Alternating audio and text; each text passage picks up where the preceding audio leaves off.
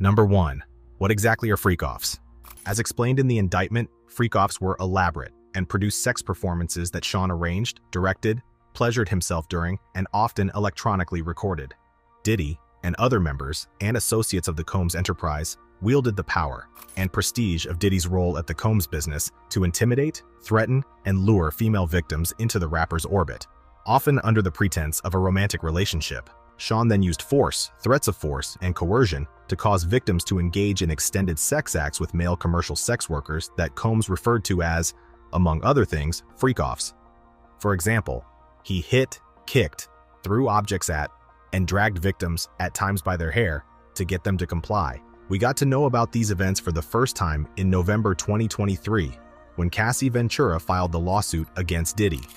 In the lawsuit, Cassie claims that not too long after she met him, Diddy would give her drugs to make her compliant. He would beat her multiple times a year, and he forced her to hook up with male prostitutes while he filmed, and pleasured himself. Number 2. When did the freak-offs happen most often? Many were said to have taken place after Diddy's white parties. It's reported that once the bulk of A-list guests departed, the freak-offs would often begin in back rooms. It's also purported that there was heightened security and staff to facilitate the debaucherous events. Number 3. How long would the freak-offs last? According to the indictment, freak-offs occurred regularly and could last anywhere between a few hours to even multiple days. Number 4. How Diddy kept his victims compliant. During freak-offs, Combs distributed a variety of controlled substances to victims, in part to keep the victims obedient and compliant.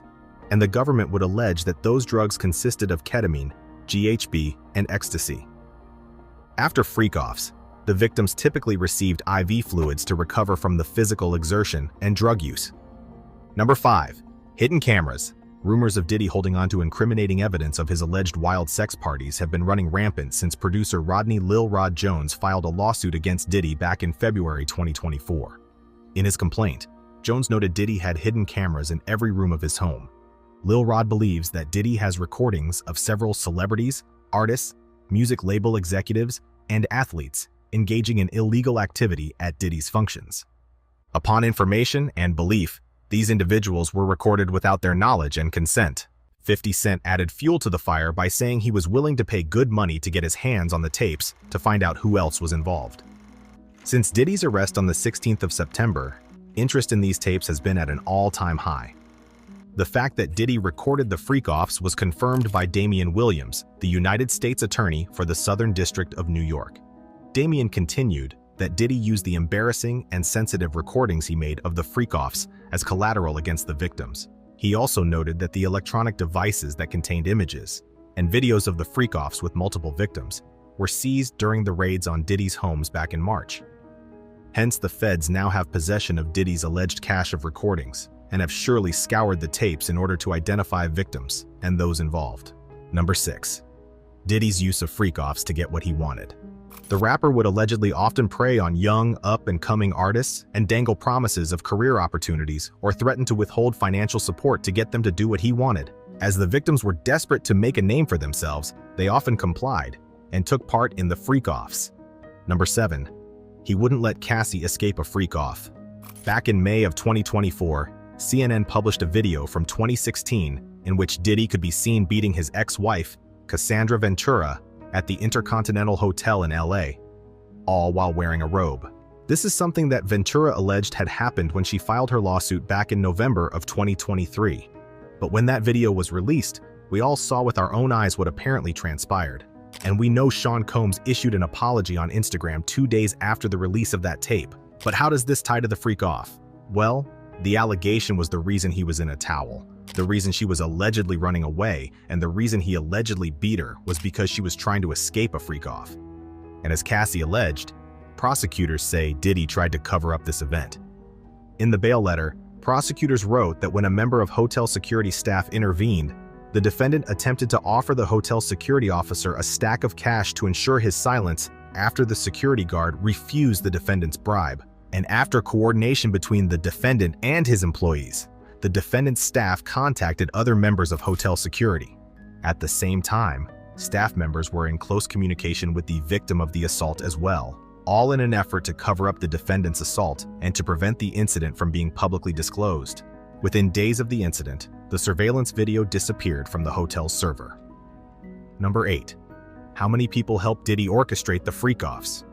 According to the indictment, members and associates of the Combs enterprise, including high-ranking supervisors, security staff, household staff, personal assistants, and other Combs business employees, facilitated the freak-offs. They did so by, among other things, booking hotel rooms for the freak-offs, stocking the hotel rooms in advance with the required freak-off supplies, including controlled substances, baby oil, lubricant, extra linens, and lighting, cleaning the hotel rooms after the freak-offs to try to mitigate room damage, arranging for travel for victims, commercial sex workers, and Combs to and from freak-offs, resupplying Diddy with requested supplies, delivering large sums of cash to the rapper to pay the commercial sex workers, and scheduling the delivery of IV fluids.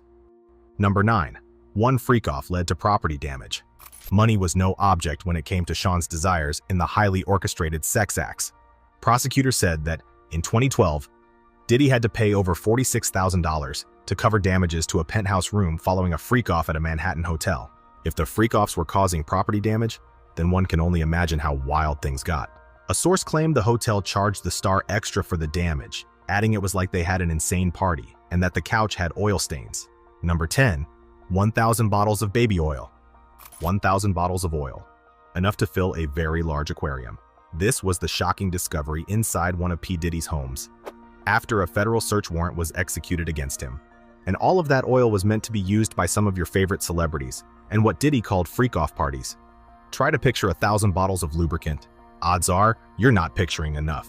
At 12 fluid ounces each, Diddy's freak-off oil stash would be almost enough to completely fill a 100-gallon fish tank. So why did Diddy need enough oil to create a slip and slide that could stretch across the entire length of a movie theater, from the lobby to the front screen? And we mean that literally. 1,000 12-ounce bottles equals about 93 gallons, which would let you cover a slip and slide 6 feet wide and around 630 feet long with 1 millimeter of personal lubricant, or a total surface area of almost 350 meters.